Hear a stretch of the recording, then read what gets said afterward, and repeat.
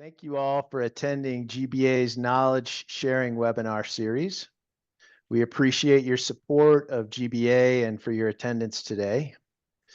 This series recognizes GBA can provide more value to our members and to our business partners when we provide a platform like this so they can share knowledge on important, timely topics that help keep us current on the trends in our businesses.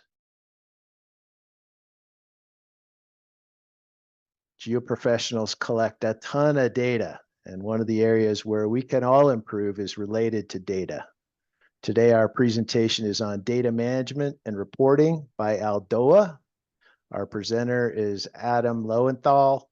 He's the CEO and founder of Aldoa. And as you're going to see, Adam is passionate about building software solutions to empower consultants and engineers to focus more on what they can do best, delivering quality work to their clients. And prior to founding Aldoa, he was a financial analyst at a leading hedge fund in New York City. Please join me in welcoming Adam to our webinar today. Welcome, Adam. Thank you very much. Everyone can hear me and see me, I imagine, and I will share out my screen and get this set up with a little presentation as well. And thanks, Joel, for the intro. I really appreciate it. So yeah, I won't repeat too much of that. My name's Adam Lowenthal, founder and CEO of Aldoa, and yeah, we build software for engineers and consultants. And what I'm going to talk about today is really the world of data management and reporting. And I think that this is sort of on everyone's minds. And obviously, we've been talking about for decades now, sort of digitization and getting away from pen and paper. There's nothing wrong with pen and paper sometimes. There's just limitations. There's also limitations to software that is not sort of purpose-built for your industry. So today, I sort of just wanted to give a high-level overview, right, of the problems with traditional methods of data collection and generating reports, considerations when evaluating software for your business. And I'm going to try and keep this pretty helpful for folks who aren't even looking at software of just, hey, your processes today of Word, Excel, LIMS, pen and paper, what are the limitations to that? What are ways that you can improve it? I want to talk about some certain arenas when it comes to features, because I know there's a lot of software out there today, some of it focused on dispatch and scheduling, some of it focused on actual report generation, data collection. When we talk about data management, that's a very big umbrella. So I want to sort of break down sort of different buckets of pain and value that can be found from software, and then we'll save a bit of time for a Q&A at the end of it. And again, I'm going to say a few things for this webinar, such as the one that I'll start with, which, I hope no one takes offense to. We find that a lot of geoprofessionals, geotechnical materials testing firms are sort of neglected by modern software just because there's a lot of startups, big tech companies who would rather build for, big markets that have hundreds and thousands of businesses, but that doesn't mean your work isn't very important. So that's one of the things I'll be touching on as well. Everything that I'm going to talk about today is informed by thousands of conversations with customers, consultants, engineers, geoprofessionals. So this is really coming from your peers, and really just, let's just dive in. I guess I'll start with just sort of some of the problems with manual processes and some legacy solutions available today. And before I jump into this, I do just want to say, one thing to highlight here is that when people talk about data management, I think your mind sort of gravitates to two things. It's the collection of data in the field, whether that's electronic, pen and paper, whatever, and then the generation of the technical reports, dailies, soil testing, whatever it is, back at the office, right? And the point I'm trying to make here is there's also this extra layer of just having sort of a digital all-in-one central database for all of your data is incredibly important as well. Because if you get a new project, being able to query a database and say, hey, what did I do half a mile away 3 years ago? That can really sort of impact the testing that you're doing and sort of allow you to make better informed decisions. So again, it's not just collection and reporting, it's also just having a database that allows you to access it whenever you need to. But again, when we talk about some of the problems, let's start with double entry, right? We've spoken with some firms that enter data 4 times for every project. So you have a field technician that collects data on pen and paper. Back at the office, they transcribe that data into Excel to perform calculations. Then they take those calculated fields, they copy and paste it into the final Word document that goes off to their client and convert it to a PDF, whatever. And then a fourth level of double entry, I guess quadruple entry at this point, is then there's a centralized database that stores all of their test results. So they're doing a fourth transcription there. This is obviously a huge waste of time. And of course, I am cognizant that this is an extreme example, but I don't think it's very far-fetched to assume that a lot of you listening to this webinar are retyping results 2 or 3 times, or at least transcribing from pen and paper to an electronic database, which really is just a waste of time that you could be using on another job or taking on more work. When it comes to accuracy, it's pretty self-explanatory. I don't think our handwriting is as bad as doctors, but we've definitely had some stories told to us of just not being able to read handwriting, not understanding what's going on. You're dealing with sensitive data. If it's not an electronic version, and we can talk about errors and how to mitigate errors even in electronic data collection, but this could be a big problem. And then this final piece, which I was mentioning at the start of the slide, is just the data management and centralization side of things. So if all of your results live on pen and paper and Word and Excel, it's very hard to draw conclusions from that data or use it to inform better business decisions down the road. And again, the example that I always give is we were talking to a business in Florida recently, and they were saying, God, I just know I did a boring a quarter of a mile away 3 years ago, and I could probably use those results to really inform my decisions on this project of sort of what I'm going to do. But I don't know how to track down that data. It is literally on a PDF somewhere on a computer, but I just can't find it. I don't know what project it is. So having like a modern software solution that allows you to store all of your data in a central place and be able to query on it, whether it's GIS or on a map basis or using some sort of structured database, really important.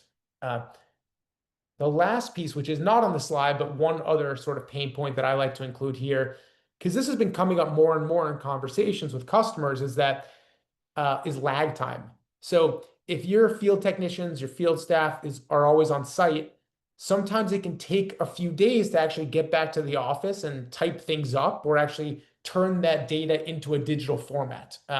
And we've heard of stories where someone is doing sampling or testing on site. The client says, hey, I saw you were on site today, or yesterday, where are the results? But your field staff is so slammed that you have to wait a week to get results. So lag time is also a big piece of this. There is a lot of software out there, a lot of techniques, whatever it is, to collect data, generate technical reports, and be able to query on the database. And just a few things to call out if you're going through this process right now, if you've gone through it in the past. A lot of companies approach us and say, what are the things I should be considering that I don't really think about? It's not all about the functionality, right? And we're going to talk about different areas of functionality in a second, but there's a few things that I guess go under the radar. First is how big, excuse my French, how big of a pain in the butt is it to switch, right? How difficult is it to move from manual processes of pen and paper or phones or spreadsheets, whatever, to a digital platform? That is one thing you have to consider. There are really good vendors out there that make it seamless to go live, but you need to think about that and ask the questions when you're evaluating softwares. Hey, how long is this actually going to take?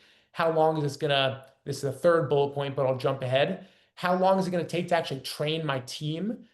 get my reports templated to actually go live on this, and then weigh that against how much time you're wasting by sticking with your ways. And that's a really cost-effective analysis usually, but it's worth talking about as a group at your company.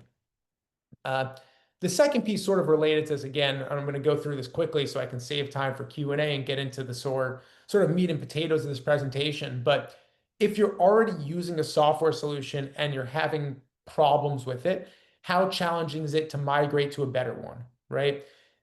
Do you want to start fresh with new projects when you move over? Do you want to bring over data and sort of have that centralized database carried over? It's something to consider. I'll skip over the ease of training just because I sort of touched upon that. But the last piece here is, so we have, I'll put it like this. Obviously, over the past, let's call it 3 or 4 years, and what's really picking up over the past year is conversations around AI. I personally think that there's so much low-hanging fruit without even getting to AI of ways to make your business more efficient through software. But it is something to keep track of because these solutions are getting really powerful. And we're not talking about eliminating jobs from your company. We're not talking about replacing the technical analysis you're doing. What we're referring to, at least for this first wave of AI, is getting rid of the boilerplates or being able to summarize data in the field for you, just sort of making your life easier when it comes to maybe not so much like the actual technical or scientific side, but just sort of aggregation of data, analysis and interpretation, summarization. When you're talking to vendors, learn about what they're doing in this space because that's something at Aldoa that we're pretty interested of, just given how much data you're collecting on a day-to-day basis. That can be very useful for training models. So I want to sort of jump in and just talk about some, let's call it like the different pillars of software functionality in this space. There are a lot of different places where data management comes into play, specifically for geoprofessional firms. And I'm going to talk about those pros and cons, what systems do, what systems don't, how it could be better or worse than your existing system today. Sometimes pen and paper might be easier for you, but it's something that you have to be thinking about. And I'll start off with the dispatching and scheduling side of things. Again, this is one of those arenas where I think a lot of firms come into this and they say, hey, I'm interested in collecting data and writing reports back in the office. But if you're not focused on like digital work orders and sort of communicating electronically, that is a big piece of the puzzle that's missing. So when you're looking at dispatching and scheduling software, and there is a ton of it. I mean, there are software packages that are built for businesses of all types. So, they have IT teams who are using it, lawyers, et cetera, that are meant to sort of maximize billable hours on the scheduling side of things. There are also solutions that are really custom built for engineering firms and field teams. But just know the nuances of that and understand, hey, what can the system actually do? If I'm instructing my field techs about different equipment they need to bring to the office, can I very easily assign that out? Can I, in the start of the morning, let's say you're using a whiteboard to do schedules, which is not super foreign. We've had a lot of businesses who are still using whiteboards every day in the morning, taking photos, sending that along. Can you replicate those processes without losing anything? Can you very easily attach data to those schedules, such as site contacts, addresses, work orders, et cetera, to make your field techs' lives easier. And again, I think there's very low tech versions of this, of an electronic work order, of just sending, having someone log in on a mobile device and say, okay, I can see the job details. I can see all my equipment and safety requirements, contact information, and I don't have to look in 9 different places to find that. That's really important. And just also on the communication side of things, a good data management tool should really enable your team to communicate better than they are on phone and email. So if you're finding yourself using a dispatch tool and you're saying, gosh, I think it was a lot better the old way, probably not the right tool for you. This one's a fun one. Even within your industry, we talk to firms that are handling geospatial data so differently. Uh, and I'll give a good example of that, which is, are you using coordinates?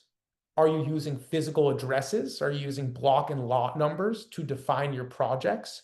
And you might be saying yes to all of those. Some businesses don't, right? We are working with some customers who the projects and the properties they're working on don't have physical addresses. And the software that they're using requires physical addresses, but they need to be able to put lat and long into there.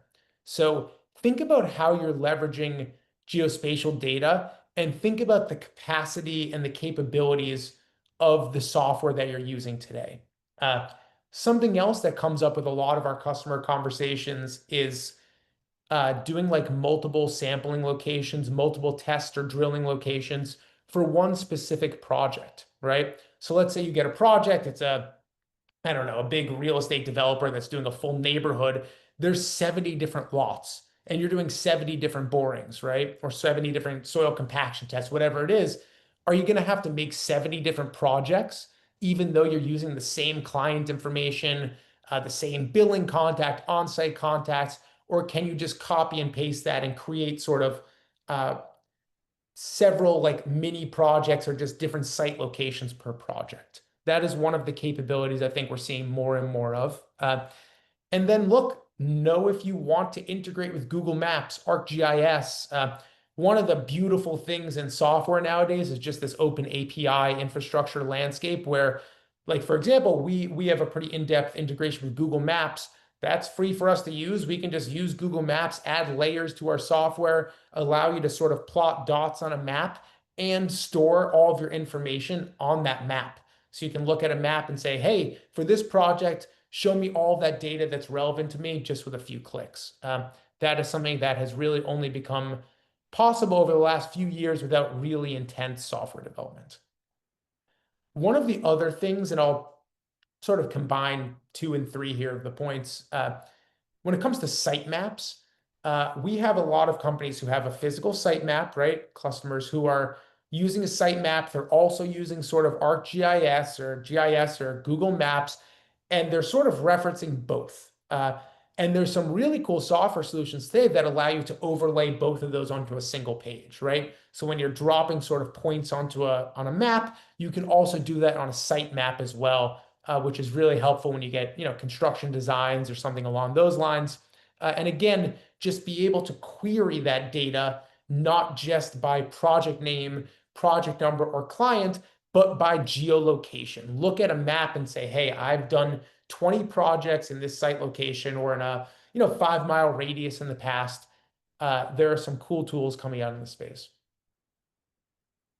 Okay, now we're getting more into, I guess, I already used the phrase meat and potatoes already, but a lot of folks who are probably listening to this, you're worried about or interested in actually collecting data, right? Building those forms, having a template on a mobile device that your field technicians to go into the field and have it very simple to collect data, right?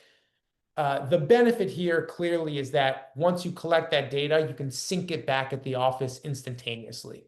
There's no, waiting 3 days, having to transcribe bad handwriting. But again, it's not always that simple. And there's a few things that you should be considering when you look at software solutions across the entire landscape. First one is actually building your forms. For you to be able to have an electronic version that you can have in the field, right? And have people have drop-down menus. Someone needs to build that. When you're looking at vendors in the space, some of them build it for you. Some of them want you to build it yourself, sort of DIY. What do you want to do? And there's pros and cons to both. This is not a heavy sales pitch one way or the other. A lot of firms want to be able to build their own forms because they like their logo in a very specific way in that top left corner of the document. And there is nothing wrong with that. You don't want to buy software thinking you do that and then have the company say it's a 6-month wait time to get that form live. So on the other hand, some companies might say, I don't have the time for this. I'm going to send you 20 PDF documents of the common reports we send our clients. Just build them for me. And that's totally valid as well. Just consider it. and sort of understand the nuances when it comes to allowing for customization, right? If you have one client who's maybe a bigger client, not the biggest, but a serious client, and they like their forms a little bit different and you want to please them, make sure that the software can accommodate that. Because one of the worst things you can do is just getting into a relationship thinking something works and then it doesn't. I guess the other piece, I don't want to go too deep into the LIMS side of things, but I know that is obviously a consideration for a lot of folks who are probably listening to this. Does the software you're evaluating help you create common lab reports, including like certain tables and graphs, or is part of your workflow going to remain in Excel? There is no right answer here. Again, one of the things we've been doing is sort of working with our customers to determine what are the more commonly, utilized laboratory services and building out sort of boilerplate templates, forms, graphs for those laboratory results. But again, I think that you just need to understand, hey, I've been doing it in Excel for 15, 20 years. Is that something I want to change or not? Because this is a little different, again, from collecting data in the field versus actually running analyses or doing analyses on that substrate back in the lab. All right, diving a little bit more into the field data collection versus just those final documents and forms themselves. This is one of the cool ones on error mitigation, which is an actual pretty easy use case for AI, but does the software you're looking at help prevent field technicians from making mistakes? Pen and paper, obviously, you can misspell things. There are mistakes that can happen. I have really bad and big fingers. When I'm typing something in on my phone, I still make mistakes. Just having a digital format doesn't prevent you from making mistakes, but there are protocols in place to prevent common errors. And this is something that you don't need to train an AI model on. You can use horizontal AI that's available to everyone of saying, hey, if we're dealing with percentages, maybe don't let me put 7 digits in there. It's not going to be, percentages to the fourth decimal point, right? And being able to sort of have that form validation for different sorts of measurements you're collecting is a very simple way to sort of mitigate errors. Going in a little bit to this is also just on I guess this one's a pretty table stake of anything, but make sure mobile view works. Do your field technicians have mobile accessibility to the forms so they can collect it directly in the data in the field? Are you going to buy them iPads? Are you going to buy them tablets? Are they going to use their smartphones? Think about that because that can be a cost that obviously is not part of the software vendor's relationship with you, but it could save a lot of time and money just in making that investment. And then this one, speech to text. Some solutions offer it, some don't. Can you collect data when your hands are dirty and wet and it's raining and you're using an iPad or a phone? There are really cool speech to text sort of innovations coming out where you don't have to even click into the text box. You can just type, you can just speak, and it'll go to the correct place in that document or form that you're filling out. Let's dive a little deeper into what I was saying is sort of the part of this that's maybe overlooked, which is just having your data in one central place. And there are ways to do this without software, let me be clear, but it does require double entry, right? If you're going into the field using pen and paper, coming back, typing those results into Excel, it's something that you have to, again, type them into Excel to get them into a structured database you can query. So when you're evaluating data collection, data management solutions, some of them are really good at generating forms and documents, and that's it. They stop when it gets to being able to query and build your own reports in a data management solution.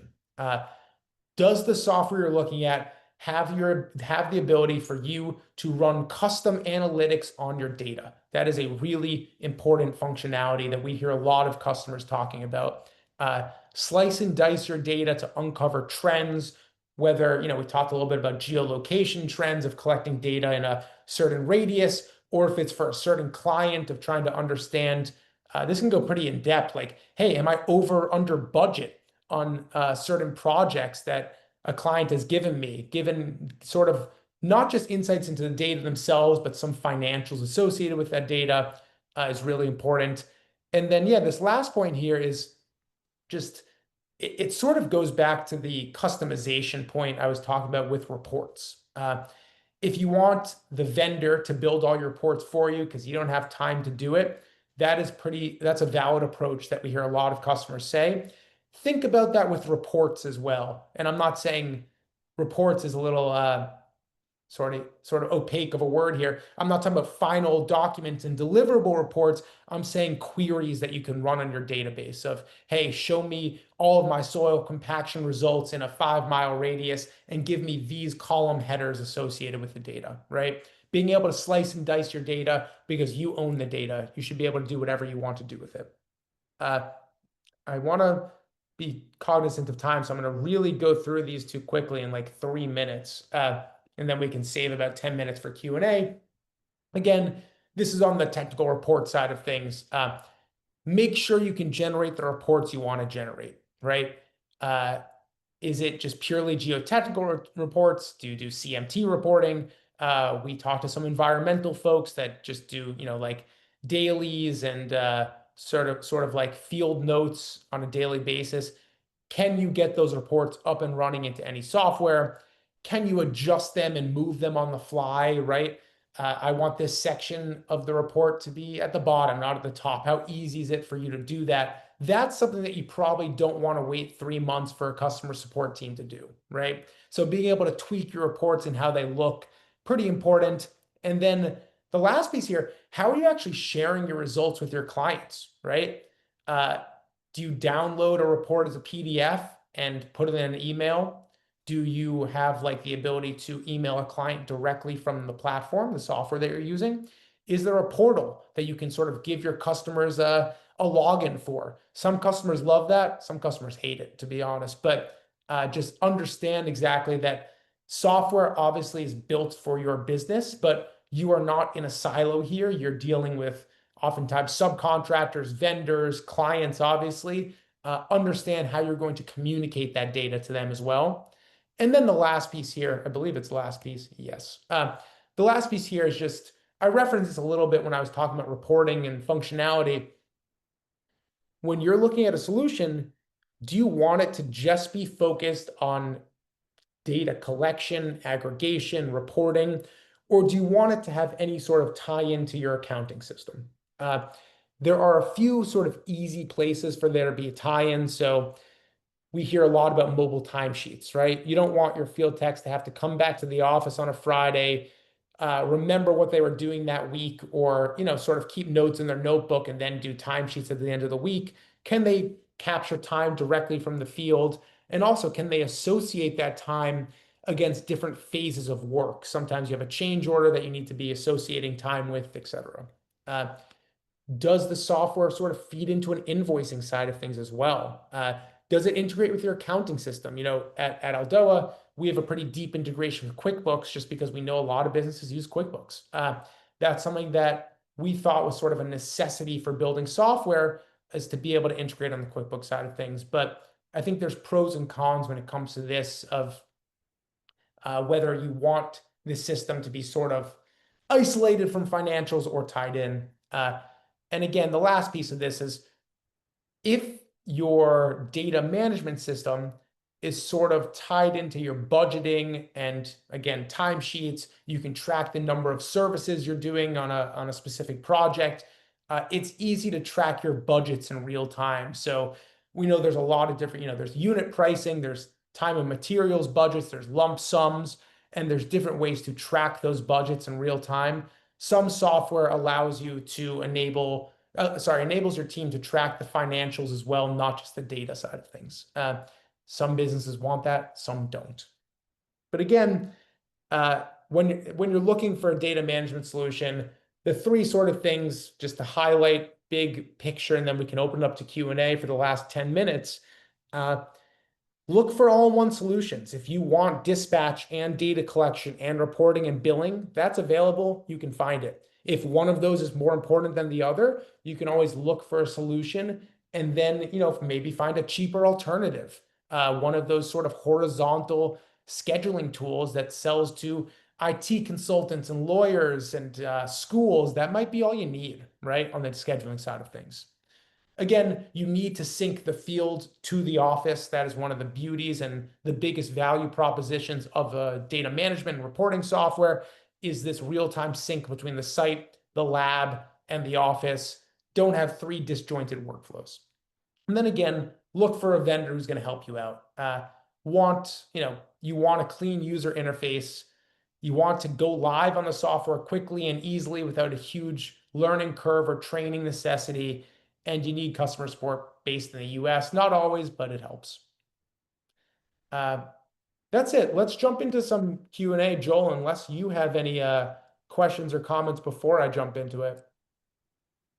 So we are accepting Q&A for Adam on the Q&A function that you can find at the bottom of your screen. Adam, I thought this was a very thorough overview of the value of software solutions to collect and store and retrieve data for anybody who might be looking at the key elements that they should be considering when they're looking at a new platform.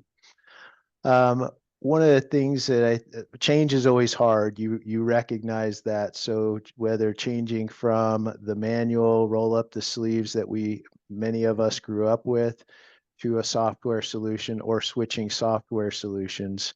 And so there has to be some ROI in that. So maybe you could just touch on where, with your conversations with hundreds of geoprofessionals, how they measure the ROI and when they can expect to see an ROI for a change.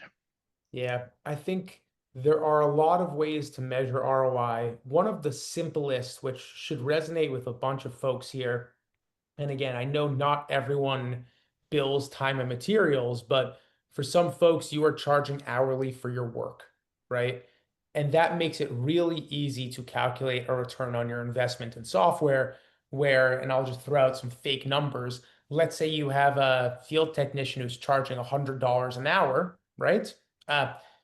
You can very easily sort of see how much time do I waste that is sort of like non-billable administrative time as it relates to transcribing notes and then transcribing them again back to an electronic database back at the office. And you can come up with a dollar amount that you are wasting on a weekly or monthly basis, right? The other piece of that, which I think is a little harder to calculate, is sort of how do you repurpose that time? If you are not wasting time on sort of non-billable or non-revenue generating activity, that time can be used to take on more business, to do more business development, to actually win a new client or send a bid out for a new project. So it's not just a cost-cutting thing. There is a revenue generating side of this as well that I think is pretty important to sort of keep track of. Yeah.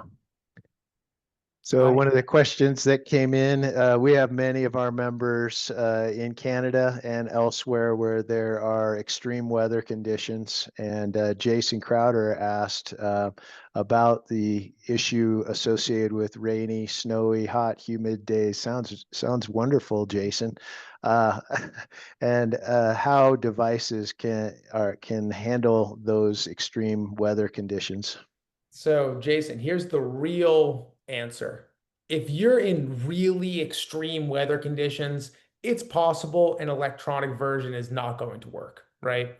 And we've had some conversations, maybe not as extreme as you, but even in like upstate New York in the winter, like you can't use a mobile device or a tablet in the field. And one of the conversations several conversations we've been having with customers is, okay, let's say you can't collect that data in the field. Is there still value to be had from software? So we're doing business with a company who they it's not because of bad weather, but they just refuse to train their field technicians on electronic. They just don't think it's going to work. But what they have used software for is automatically generating the reports back at the office, right? So you're going back to the office, you're still transcribing those field notebooks, whatever it is. You're transcribing that data into an electronic version, into a database, but then that's it. You've transcribed it once, and all of that data can be used to automatically generate final documents for your client and to store it in a centralized database that you can then query down the road. So, uh, part of me wants to say, oh, you can always get a tablet to work. You can't. Uh, I'm not going to lie about it. Like there are some times when electronic data collection is difficult. But we certainly think that there's a value add of having the other sort of pieces to this tech stack versus just field data collection. Yeah.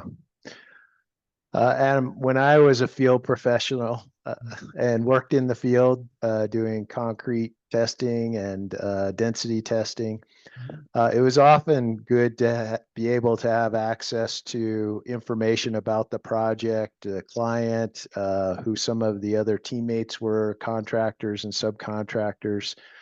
Are there solutions available for us to provide that data to the people who are working in the field so that they can really fully understand the project that they're working on? Absolutely. Yeah. And it really just hones in on the point that this is not all about the forms and the deliverables. It's a whole workflow associated with this. And I think of just having like a central database where you can send electronic work orders and information.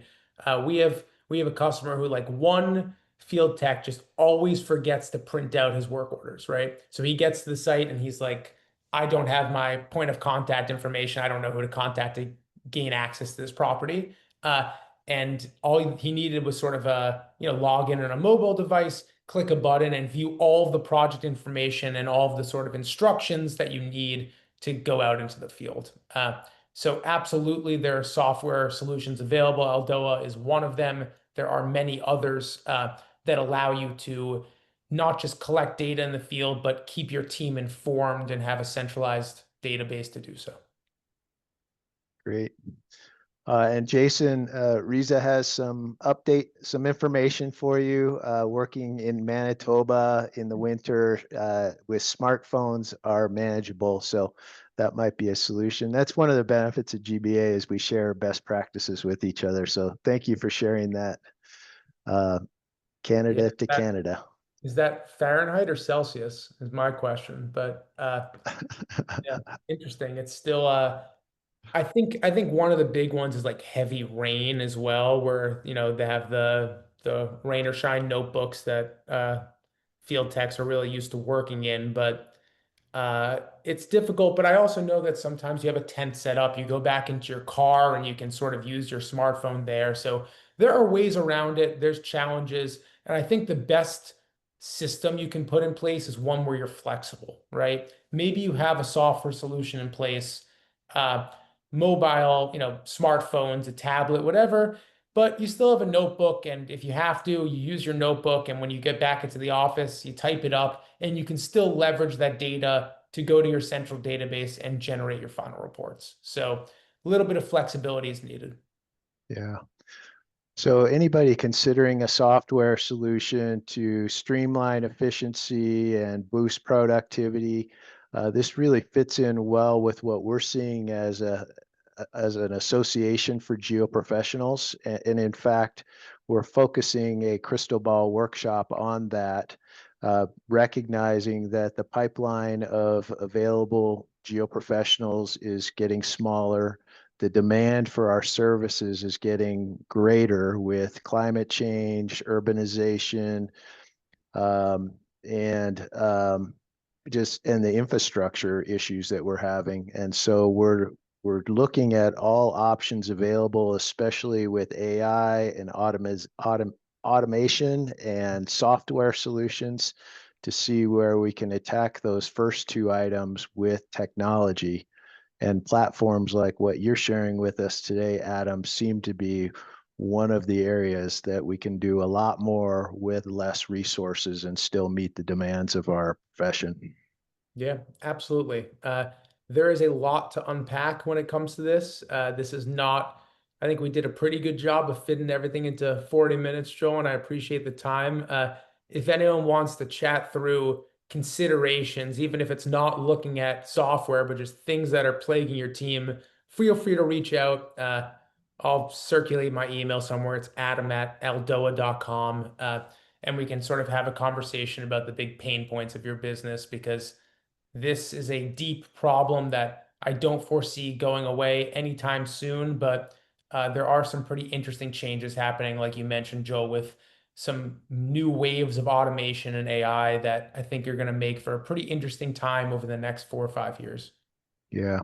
What I appreciate about Aldoa is that you're always looking forward to see how this new advances in technology can be applied to your platform and to our profession.